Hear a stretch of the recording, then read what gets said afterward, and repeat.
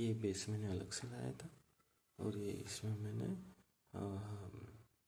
यहाँ पे इंसर्ट कर दिया, लेकिन यहाँ मिस्टेक जो होता है वो यहाँ पे होता है।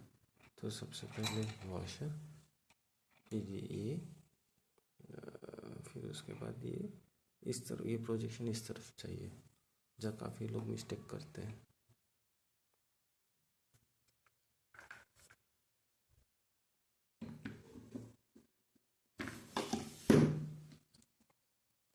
इस तरह से होना चाहिए।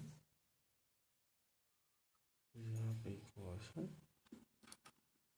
और ये क्लिप यहाँ पे हमको लगाना